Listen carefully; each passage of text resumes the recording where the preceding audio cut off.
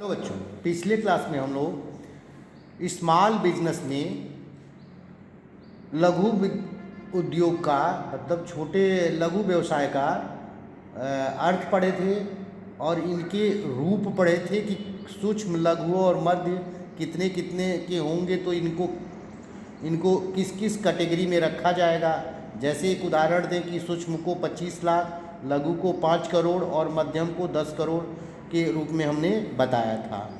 और लघु एवं कुटीर उद्योग की विशेषताओं को पढ़ा था, समस्याओं को हम लोगों ने पढ़ा था, ठीक ना। और यह दूर दराज के ग्रामीण इलाकों में और पहाड़ी क्षेत्रों में कैसे इनको इस्टेब्लिश करके वित्तीय सहायता प्रदान करके इनको चालू किया जाता है। अब हम लोग आज के क्लास में, ठीक ना, लघु व्यवसाय के लिए संस्थागत वित्त का सपोर्ट पढ़ेंगे। आज हम लोग पढ़ेंगे लघु व्यवसाय के लिए संस्थागत वित्त का सपोर्ट, ठीक है ना। आज हम लोग स्टार्ट करेंगे, ठीक ना। ठीक है भाई, व्यवसाय चलाने के लिए वित्त की ज़रूरत सबसे महत्वपूर्ण होती है। किसी भी व्यवसाय को स्टेबल करने के लिए वित्त की ज़रूरत सबसे पहले पड़ती है। तो जब हमारे देश में लघु व्यवसाय को स्टार्ट किया जाता है तो उनके लिए कुछ संस्था बनाई गई हैं जो इन लघु व्यवसाय को सपोर्ट करती हैं। उसमें से आज हम एक की चर्चा हम लोग करेंगे, एक की चर्चा, ठीक ना बेटा। तो देखें, लघु व्यवसाय के लिए संस्थागत वित्त, लघु व्यवसाय के लिए को वित्त उपलब्ध कराने वाले संस्था। पहला, लघु व्यवसाय को वित्त उपलब्ध कराने वाले संस्था कौन को? पहला संस्था है भारतीय लघु उद्योग विकास बैंक।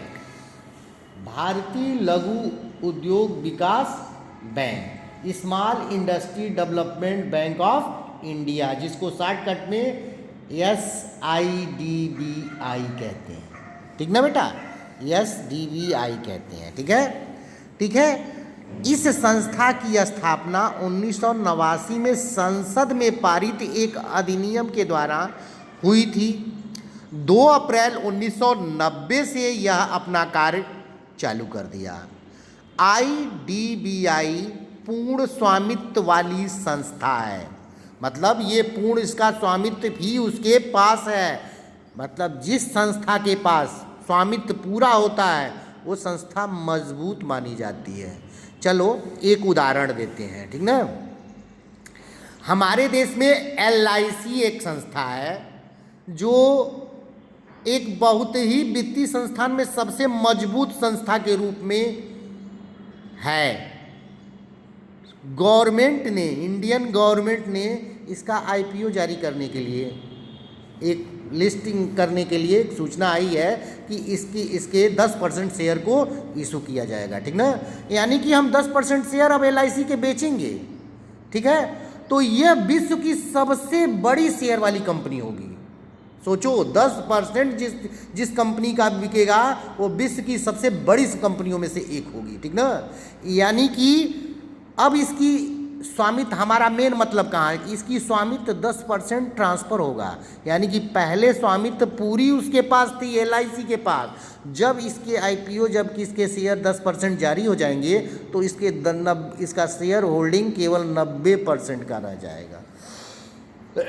इसी तरह हमने भारतीय लघु उद्योग विकास बैंक की पूर्ण स्वामित्व वाली, यानी कि इसकी इसमें और अन्यत्र कोई स्वामी नहीं है, इसका स्वयं सारा वित्त, सारा स्वामित्व उसके हाथ में है, भारतीय लघु उद्योग विकास बैंक। इसका मतलब यही है, जैसे LIC के 10% अगर शेयर इशू होंगे तो ये 90 उसकी स्वामित्व 90% पे आ जाएगी, ठीक है। फिर उसको वहीं छोड़ते हैं, आते हैं मेन पॉइंट पे। तो भारतीय लघु उद्योग विकास बैंक लघु व्यवसाय को सपोर्ट करने वाली संस्था है। ये 1990 में स्टेबल की गई थी, पारित की गई थी, और ठीक ना 1989 में पारित की गई थी। 2 अप्रैल 1990 को ये काम चालू कर दी। उद्देश्य, इसका मेन उद्देश्य क्या था? इसका मुख्य उद्देश्य लघु उद्योगों को वित्त तथा गैर वित्तीय सहायता उपलब्ध कराना। यह सहायता किसी मशीनरी, प्रौद्योगिकी या प्लांट यानी कि स्टेबल करने के लिए होता है। यानी कि इसका ये सबके लिए नहीं देगी, ये देगी मशीनरी के लिए, यंत्र के लिए, प्रौद्योगिकी के लिए ये वित्त उपलब्ध कराएगी। ठीक ना, ठीक है। सिडबी की भूमिका का कार्य, ठीक ना। भारतीय लघु विकास बैंक के कार्य निम्न कार्यों में शामिल किए जाते हैं। ये निम्न पहला कार्य, वाणिज्यिक बैंक, राज्य वित्त निगम, राज्य औद्योगिक विकास निगम द्वारा क्षेत्र को प्रदान की जाने वाली ऋण सुविधा उपलब्ध कराती है। ठीक ना, यानी कि ये भी एक्टिविटी ये करती है, यानी कि बैंकिंग एक्टिविटी को भी फॉलो करती है, राज्य के औद्योगिक विकास निगम को भी हेल्प करती है और उस क्षेत्र को लोन भी प्रोवाइड कराती है। कौन? ठीक है, भारतीय लघु उद्योग विकास बैंक।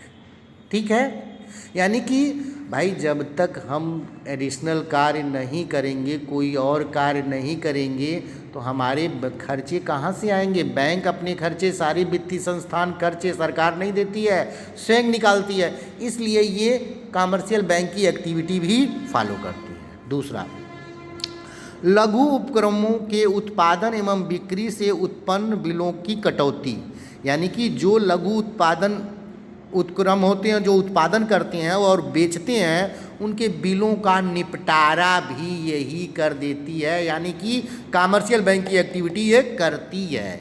इससे जाहिर होता है कि कमर्शियल बैंक की एक्टिविटी ये करती है। विपणन के लिए सहायता, मार्केटिंग यानी कि बाजार को विस्तार करने के लिए सहायता देती है। आशा है कि बेटा वीडियो समझ में आई होगी। समझ में आई होगी तो कमेंट जरूर करना। Thank you.